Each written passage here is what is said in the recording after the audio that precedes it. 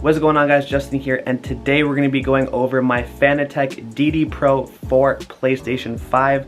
A bit of a long-term review. I've had this for around 9 months now. Got it back in December. Tell you guys how this thing has held up over time, and a bit of a comparison coming from a Logitech G92, which I know a lot of you guys are probably looking to switch over into something like this. So I'm going to give you guys my honest review and let you guys know how the switch has been over 9 months. So without further ado, guys, let's hop straight into today's video.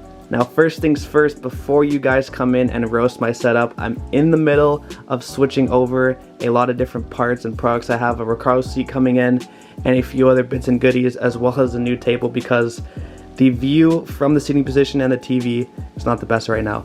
Anyways, it's temporary, it'll do for now, but the main thing we're going to be talking about is this wheel right here. So as you guys know, this is a DD direct drive wheelbase. It means there are no gears or levers like the G92 has, which means the feel you get from this wheel is completely different from the G92. Now, initially, before this came out, there was no affordable DD for the PlayStation. It was only the podium wheel, which was over $2,000. It just didn't make sense for me. I'm more of just the general sim racing enthusiast. For an hour or two, have a good experience and get off. I'm not signing up for any events, races, or taking it very competitively. I just want to have fun.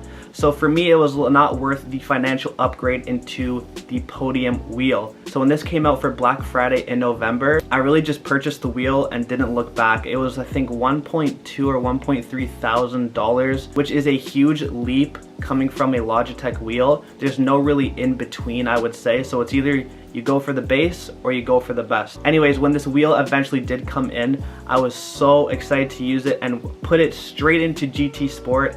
And let me tell you, it was a completely different game.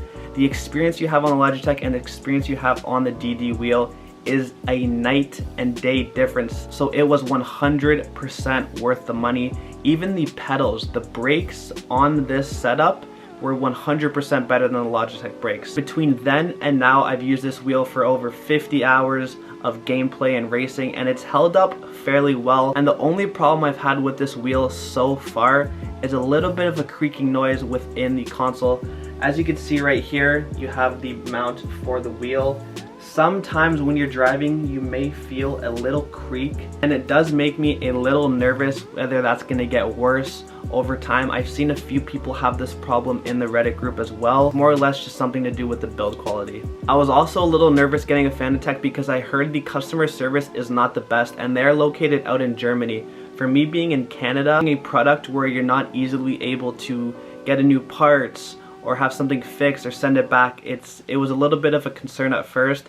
But I went with the leap because Fanatec is one of the biggest sim racing brands out there. I know choosing a brand like them versus some other smaller brands was definitely the safer way to go. Now, Fanatec does include a table clamp with this wheel, but I highly recommend you do not use it. I have it and it's very flimsy.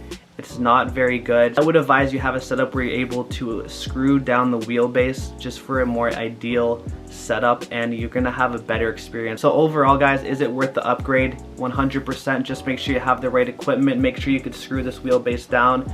Make sure you're gonna get your cost per use out of it. If you're racing for an hour or 2 hours a day, it's definitely worth the upgrade. What's nice is if you eventually graduate from PS5 and want to go into PC and use a bunch of different other softwares, you can do it with this wheel. It's completely compatible. And what's nice about having a Fanatec is that you get the whole ecosystem. So you can switch out for like the McLaren GT3 wheel and different other options, the drift wheels, all different kind of styles, the F1 as well.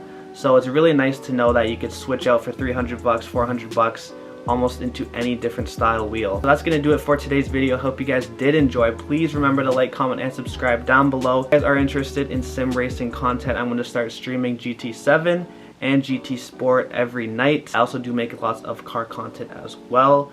So with that being said, I appreciate you guys for watching today's video. Like, comment, and subscribe, and I'll see you guys in the next one. Peace.